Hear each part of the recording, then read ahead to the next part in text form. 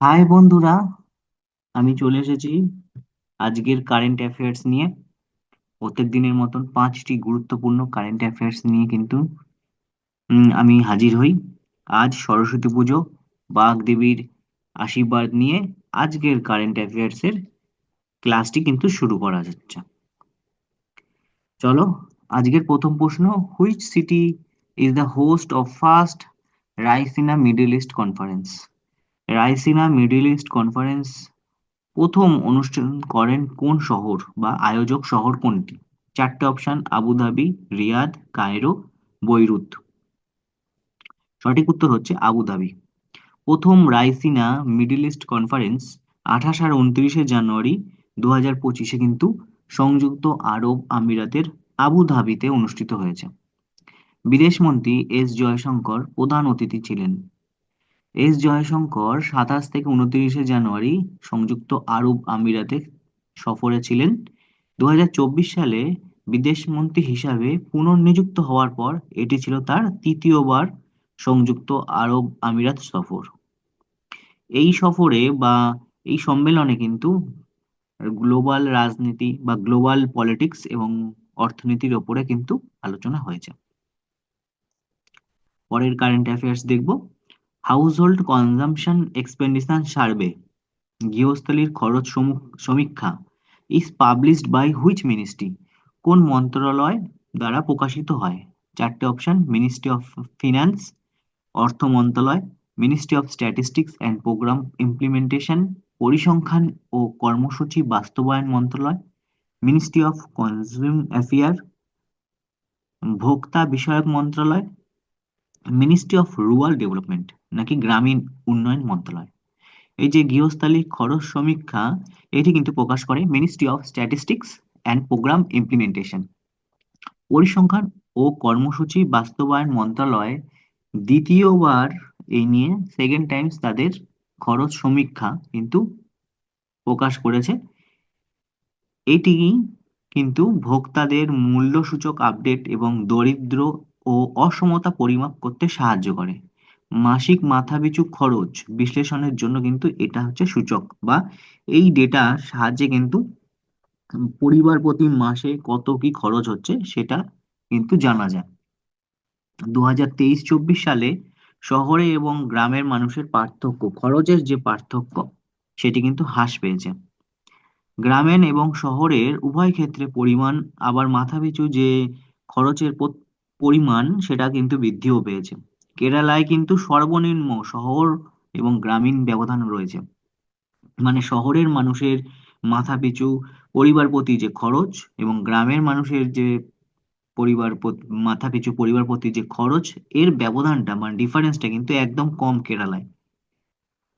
গিনি সহগ অনুযায়ী গ্রামের ডেটা হচ্ছে 0.237 এবং শহরের ডেটা 0.284, প্রায় ক্লোজেস্ট কিন্তু। পরের প্রশ্ন দেখো: who has been named as the pilot for Axiom mission 4? Axiom mission 4 এর পাইলট কে হয়েছে? মোহনা সিং, নরিন্দর চাত্রত, না অরুণা কুমার দত্ত, নাকি শুভ্রাংশু শুক্লা?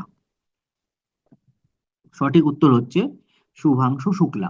ভারতীয় বায়ুসেনার কর্মকর্তা এবং ইসরোর মহাকাশচারী শুভাংশু শুক্লাকে কিন্তু এই এক্সিওম মিশন 4 এর পাইলট হিসেবে মনোনীত করা হয়েছে।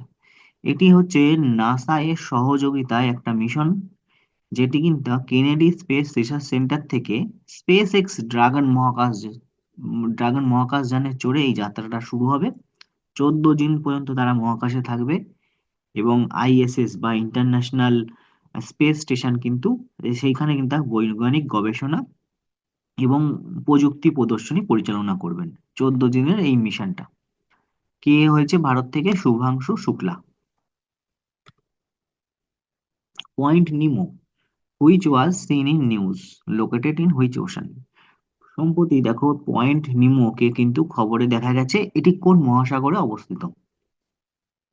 পয়েন্ট নিমো নিয়ে একটু বলে রাখি। পয়েন্ট নিমোকে বলা হয় স্যাটেলাইটের কবরস্থান। পয়েন্ট নিমোতে কিন্তু বেশ সব স্যাটেলাইট গুলোকে, যাদের এক্সপায়ার হয়ে যায় বা কার্যক্ষম যখন শেষ হয়ে যায়, কার্যকাল যখন শেষ হয়ে যায়, তাদেরকে পয়েন্ট নিমোতে কিন্তু তাদের ডিসপোজ করা হয়।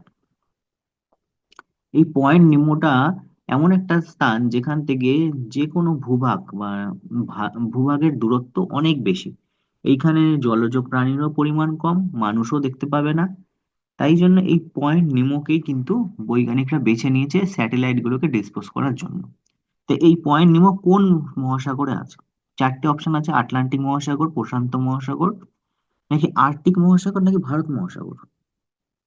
সঠিক উত্তর দেখবো প্যাসিফিক ওশান বা প্রশান্ত মহাসাগর।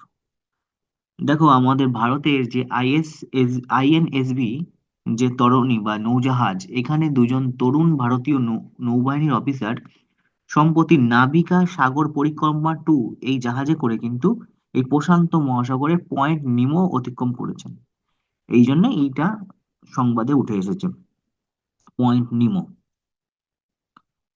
ওয়ার্ল্ড নেগলেক্ট টপিক্যাল ডিজিজ, দেখো, বিশ্ব অবহেলিত ক্রান্তীয় রোগ দিবস is observed on which day every year, প্রত্যেক বছর কোন দিনে পালন করা হয়?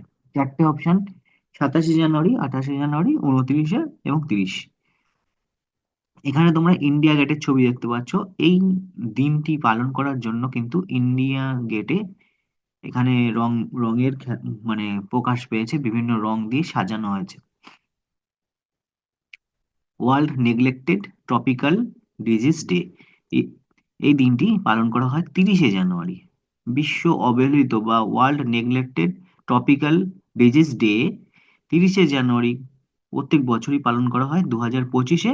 ইন্ডিয়া গেটে বেগুনি রং এবং কমলা রঙের কিন্তু একটা লাইটিং বা আলোক দেখা গেছে। এই যে তোমরা ছবিটি দেখো, বেগুনি রং এবং কমলা রং দিয়ে কিন্তু এই ডেটাকে সেলিব্রেট করা হয়েছে।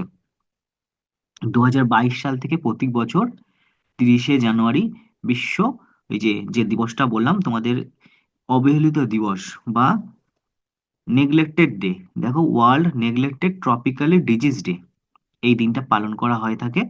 দিবসটির বা এই দিনটি পালন করার উদ্দেশ্য হচ্ছে সচেতনতা বৃদ্ধি করা এবং বিশ্বব্যাপী যে পদক্ষেপের, রোগ প্রতিরোধের যে পদক্ষেপ রয়েছে সেটা নিয়ে কিন্তু আলোচনা করা বা প্রয়োজনীয় ব্যবস্থা নেওয়া। দেখো বন্ধুরা, এই ছিল আজকের 5টি গুরুত্বপূর্ণ কারেন্ট অ্যাফেয়ার্স। আশা করি তোমাদের ক্লাসটি ভালো লেগে থাকবে। ভালো লাগলে ক্লাসকে তোমরা লাইক দেবে এবং সাবস্ক্রাইব করে আমার চ্যানেলের সাথে থাকবে। দেখা হচ্ছে পরের কোনো ভিডিওতে। আজকের জন্য টাটা।